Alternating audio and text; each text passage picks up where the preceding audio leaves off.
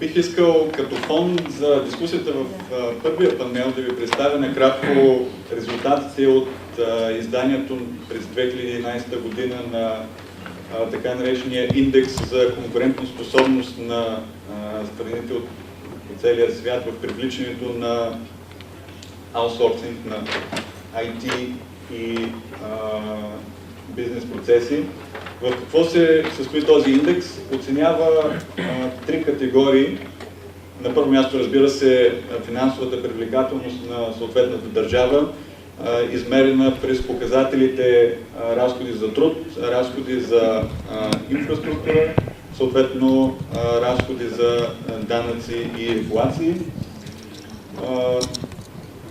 На следващо място са две групи от критерии, които са с еднаква тежест. От една страна наличие и качество на работната сила, измерено като количество специалисти заети в типичните сектори, подлежащи на аутсорсинг, т.е. бизнес процеси, IT, контактни центрове, като цяло размер на работната сила на съответната държава и не на последно място образование и езикови умения. И разбира се, третата категория от показатели оценява бизнес климата в държавата, измерен през погледа на риска, политически и икономически, наличие и качество на инфраструктурата, културна толерантност и сигурност на интелектуалната собственост. Какво показват резултатите за 2011 година спрямо 2009 година? Неизменно на първите две места продължават да бъдат Индия и Китай, които са се утвърдили в това отношение като еталон за най-добри държави за аутсорсинг на подобни дейности.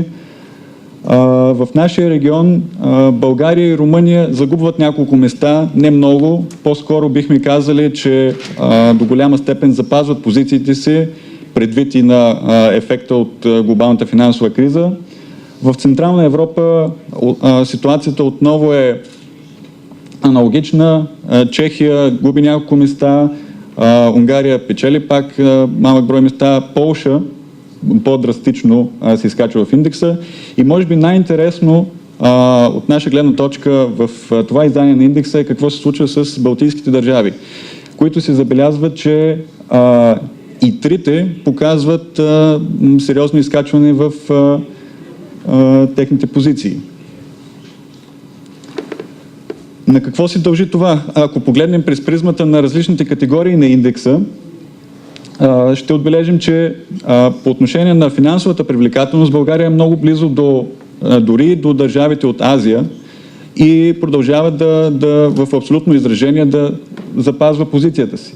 Това, което прави впечатление там е, че отново балтийските държави в относително изражение успяват да намалят разликата до нас.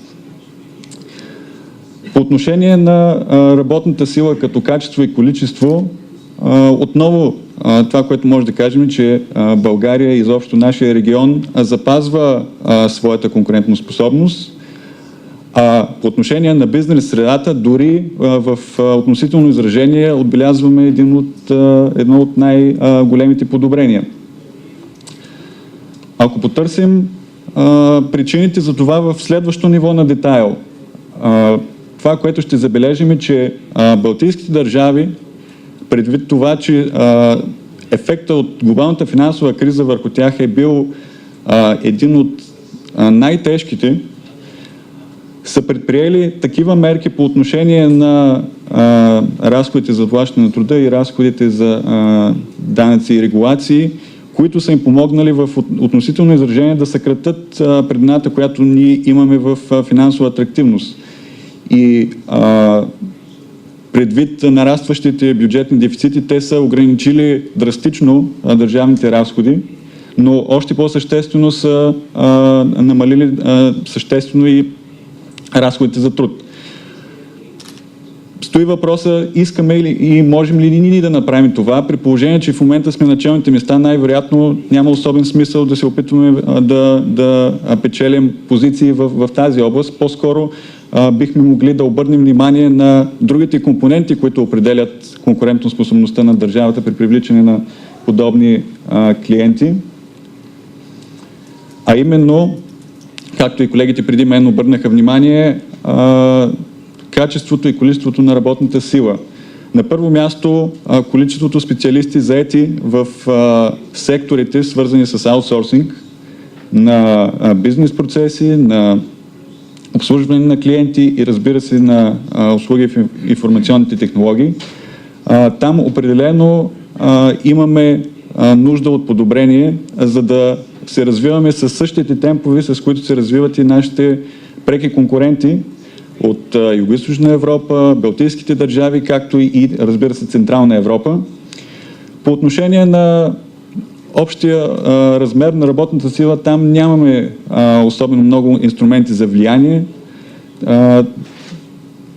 но така или иначе този фактор не е с толкова голяма тежест. Това, на което би могло още да се обърне внимание, са образованието и езиковите способности на персонала, работещ в тези сектори.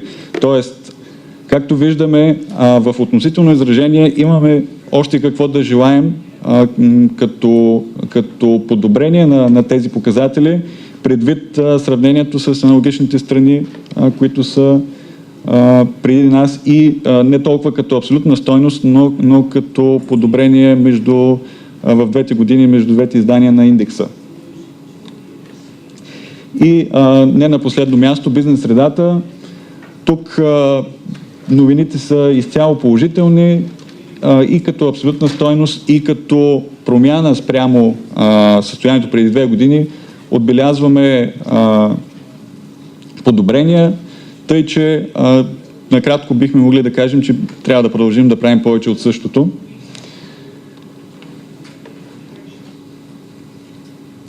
Какво ни казват всичките тези показатели по отношение на определяне посоката за развитие в бъдеще? Ясно за всички, то дори е до някъде и цел, че финансовата атрактивност няма да бъде тук завинаги като най-важният конкурентен фактор. Примера с балтийските държави, които в краткосрочен план успяват да стеснят тази разлика. Тоест, това, което ние бихме искали да постигнем по отношение на сравнимостта с държавите от Централна Европа, е в съзнанието на потенциалните клиенти на аутсорсинг ние да бъдем възприяти като държава с сравними качества на работната сила и относително по-добра финансова атрактивност. От друга страна, в сравнение с по-близките до нас държави, като балтийските и съответно от Югоизточна Европа, това, което би могло да бъде наша цел, е да предложим отново еднакво добра или по-добра бизнес среда, но с по-добри умения и количество на работната сила. Какво би могло това да означава като конкретни стъпки? Както и колегите преди мен казаха, с една дума образование и тренинг.